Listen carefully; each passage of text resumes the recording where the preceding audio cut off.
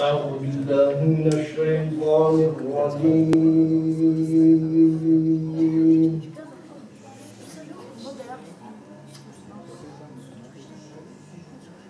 بسم الله الرحمن الرحيم.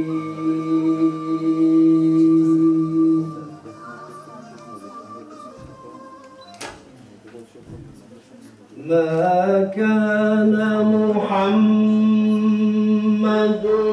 أبا أحد من رجالكم ولكن رسول الله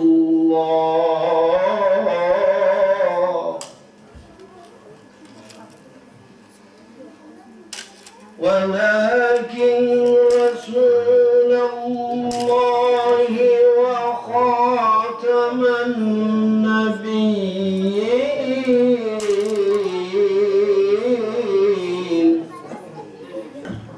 بسم الله الرحمن الرحيم. بنام خدای الرحمن الرحیم. بیج مرحمد و سنای قلب و جانم ددن بوی خالقی کون و مکان میبین صندای زانین باکرم خوندن و غم حکمت و علم و قلم أول ومن آخر رب عظيم العليم ومن كريم ومن رحيم مالك عفلاق وعصم بحر بال رازق جملة هين رحد بال أنت ماماني بجود بقدرتي جن وإنسان باسم رحمتي نعمة خوش مكرم كل مسلمان محمد سرسرينا كرشفان بوی هدایت دام قرآن کریم رهبری چونا صراط المستقیم ای خدای بے شریک و بے مکان تو نبی ایمان نہیں لیت زمان در نکی میں طاغب نکو انبجین یک دم یا رب جدین خوی مبین ما بكي يا رمز أهلي في الوفاة تابعي ريكا محمد مصطفى شاشنكي مجفيني تا آخرتي تاهرين من الجنان وجنتي يمج عشقا جان دل باخوش كلام هرب بيجن الصلاة والسلام الصلاة والسلام عليك يا رسول الله. الصلاة والسلام عليك يا حبيب الله. الصلاة والسلام عليك يا حبيب الله. عيدهم جشنين العالم داير الصلاة عليك والسلام عليك الصلاة عليك والسلام عليك صدقي روزة فاني مسكيني برام الصلاة عليك والسلام عليك صدقي روزة خاتمي بخنبرام الصلاة عليك والسلام عليك صدقي روزة ياري يارن صدقي روزة الصلاة عليك والسلام عليك صدقي روزة قالي دوري زاني دوز الصلاة عليك والسلام عليك صدقي روزة مرشد مؤمنا الصلاة عليك والسلام عليك صدقي روزة قنجي إنسان وجنان الصلاة عليك والسلام عليك صدقي روزة بخشي فاني باخدين الصلاة عليك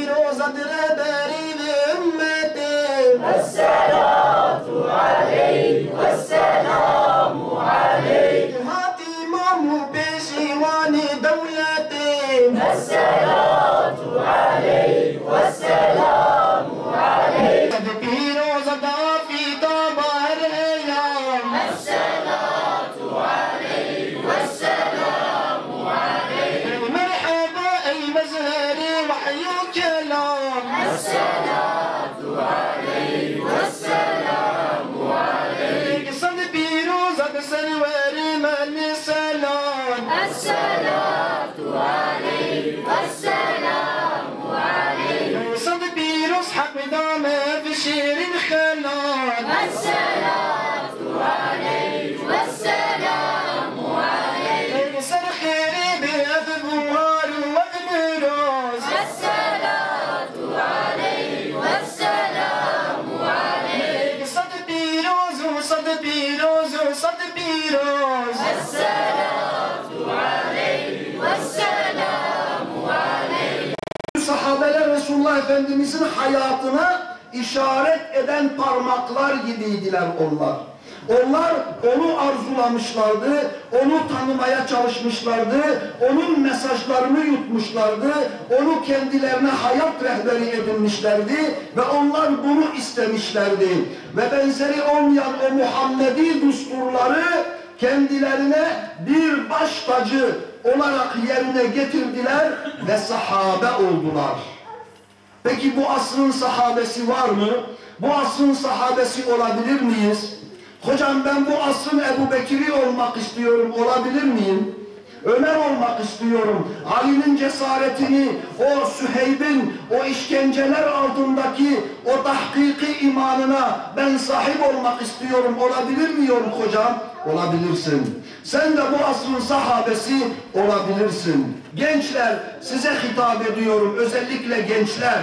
Burayı çok iyi dinleyin. Bu davayı omuzlayanlar, Resulullah'ın mesajına anında teslim olanlar, inanın hep gençler olmuştu. Bugün Müslümansak, bugün dinimizi hakkıyla anlamaya, yaşamaya çalışıyorsak, bugün elimizde Kur'an gibi, bugün elimizde Hz. Muhammed Mustafa sallallahu aleyhi ve sellemin her yönüyle bilinen bir hayatı varsa, vallahi bu davayı omuzlanan o bir avuç gencin sayesindedir. Gençlere önce makamdan, diplomadan önce iman vermek lazım, iman yudumlatmak lazım. O şekilde ancak bu gençler bu davayı omuzlayabilir. Talha gibi, Mus'ab bin Umeyr gibi, Sa'd bin Ebi Vakkas gibi Müslümanlar. Evet, Resulullah sallallahu aleyhi ve sellemin şöyle bir hayatına baktığımız zaman, peygamberlikten önceki o 40 yıllık hayatına baktığımız zaman öyle bir hayat yaşamış ki ahlakıyla, adaletiyle, cömertliğiyle, faziletiyle, dürüstlüğüyle, vefasıyla öyle bir hayatı yaşamış ki inanın o dönemin Mekke'nin bütün ileri gelenleri tarafından Muhammedül Emin diye lakaplandırılmış birisidir. Onun nübüvvetten önceki hayatına baktığımız zaman. Peki ne oldu?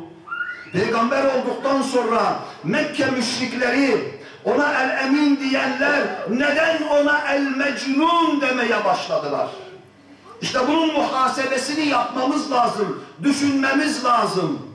Müslüman, İslam'ı öyle bir yaşa ki, ey gencim, Mus'ab gibi bir ihlasa, bir samimiyete sahip ol ki, tahkiki bir imana sahip ol ki, seni öldürmeye gelen sende dirilsin Müslüman kardeşim. Sahabe-i kiram, Resulullah'ın her türlü meziyetlerini, temizliğini, iffetini, vefasını, fedakarlığını, samimiyetini, cesaretini gördüler. Yüceliğini, inceliğini, şefkatliğini, rahmetliğini gördüler ve ona teslim oldular. Onlar Hz. Muhammed'i gördüler ve dünyaya geldiği günden beri hep onunla beraber yaşadılar. Onun çocukluğunu gördüler. Resulullah'ın gençliği, gençler, Resulullah'ın gençliği doğumundan, yani beşikten mezara kadar çok muazzam bir gençlik, temiz bir gençlik, en pak bir gençlik dönemidir. Onu örnek alacaksak, onu tanımaya çalışacaksak, gençliğini mutlaka ve mutlaka okumamız lazım gençler. Şimdi sorayım, hangimiz Hazreti Muhammed'in hayatını okuduk? Kaç sefer okuduk? Okuduğumuzdan dersler, ibretler çıkarabildik mi kendimize? İzinden yürüyebildik mi? Hayır. Çocuklarımıza öğrettik mi? Hayır. Çocuklarımıza her şeyi öğretiyoruz. İnanın şöyle telefonlar var çıkmış, o küçücük çocuklar benden senden daha güzel kullanmasını biliyor. Öğretmişiz. Ama benim peygamberimin hayatını benim çocuğum bilmiyorsa bu benim felaketimdir. Felakettir bu. Çocuğuna sor, Avrupa'nın en ünlü futbolcusu kim? Kim? Vallahi o çocuklar sana hemen bunu söyleyecekler. Hemen söyleyecekler. Hocam diyecek, Messi diye biri var. Mesela ayakkabı numarası ne kadar, ayakkabı numarasını da sana söyleyecek ha. Yaşını bile söyleyecek, forma numarasını söyleyecek ama benim peygamberimin bu dünyada hangi ayda doğduğunu, hangi ayda öldüğünü, kaç yıl yaşadığını, falan yaştayken ne yaptığını benim gencim çocuğum bilmiyor. Ondan sonra Mevlid gecesi olacak, şefaat ya Resulallah bana şefaat et diyecek. Kendi kendimizi maalesef kandırıyoruz, bize şefaat etmez. O kendisini tanıyıp onun izinden gidenlere şefaat eder. Sen onu tanıdın mı, hayatına geçirdin mi, yaşadın mı ki o dünyada o da seni tanısın. Bu dünyada tanırsan ahirette o da seni tanır ve sana şefaat eder, vallahi der. Bu benim ümmetimdendi, dünyada beni tanıyordu, benim getirdiğim çok çile çekti, sıkıntı çekti, eziyet çekti, bu davayı yaşamaya çalıştı diyecek, sana şefaat edecek. Ama sen tanımıyorsun, çocuğuna tanıttırmıyorsun Muhammed Mustafa'yı, ondan sonra ben ümmeti Muhammed'denim, Muhammed bana şefaat edecek. İnanın hiçbir zaman şefaat etmeyecek. Niye? Onlar, sahabeler tek kelimeyle söyleyeyim, onlar ömürleri boyunca, hayatları boyunca hep malım mülküm değil, hep davam diye inlediler. Ve davaları için canlarını, mallarını, her şeylerini İslam'ın aziz sancağı için feda ettiler o sahabeler. Onlar inanın bu dünyada yaşamak için değil, yaşatmak için yaşıyorlardı. Yaşamak için değil, yaşatmak için yaşıyorlardı o sahabeler bu fani dünyada. Başkalarının imanı selameti uğruna hep yanmayı göze aldılar. Ve onlar hep başkalarının günahını ağladılar. İnsanları günah çukurlarında gördüğünde oturup hüngür hüngür ağladılar. Bu insanları, bu kardeşlerimizi nasıl yapalım da bu günah çukurundan kurtaralım diye sabahlara kadar gözyaşı döktüler o sahabeler.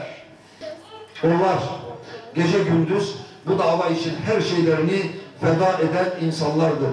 Allah-u Teala bizleri Resulullah sallallahu aleyhi ve sellemin bu veladet gecesi hürmetine onu hakkıyla tanıyanlardan kılsın inşallah. Sadece bu geceleri ve günleri Rabi'ül Evvel ayının 12. gecesinde mevlid okutarak, salavatlar getirerek bizler ihya edemeyiz. Ha onları yapacağız. Onlar bu işin çok küçük parçalarıdır. Mevlid de okuyacağız, salavat da getireceğiz. Ama bunlar bu gecelerin çok ufak bir parçasıdır. Asıl olması gereken şey şu. Şunu hiçbir zaman unutmayın. O veladet geceleri bizim de doğum günümüz olmalıdır. Bu veladet gecesinde Resulullah doğduysa bu gecelerde bizler de yeniden kendimize gelip tövbe edip yeni bir doğuşla kendimize gelelim artık. Bu doğum geceleri bizim doğumumuza vesile olsun inşallah. Oturup Hazreti Resulullah'ın rahlesinin başına oturalım. Rahle demek basit.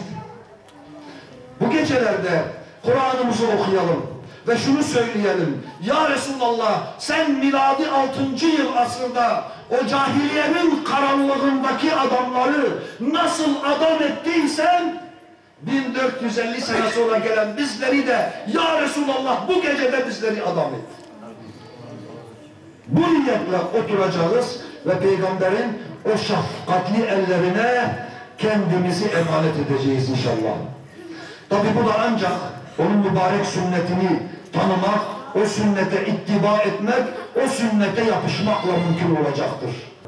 Ya Rabbel Alemin, sen zalimlerin oyunlarını boz. Ümmetin aleyhinde oyunlarını başlarına geçir Allah'ım. Ya Rabbel Alemin ve ya Ekremel Ekremin ve ya Erhamer Rahimin, şurada, şu güzel mekanda, şu güzel cemaatle, şu mübarek gecede çocuklarımız için, ümmetin çocukları için sana ellerimizi açtık. Ya Rabbi, sen evlatlarımızdan imansız, namazsız, Kur'ansız, tesettürsüz hiç kimseyi bırakma Allah'ım. Bizi son nefese kadar yolunda daim ve kaim eyle Allah'ım. Bizi sırat-ı müstakimden ayırma Allah'ım. Bizi şehitlerin, salihlerin, peygamberlerin yolundan ayırma Allah'ım. Amin, amin. Velhamdülillahi Rabbil alemin. Ve sallallahu ala seyyidina Muhammedin ve ala alihi ve ashabihi ve etba'ihi ve men tebi'ahum bi ihsanin ila yevmiddin. Velhamdülillahi Rabbil alemin. El-Fatiha.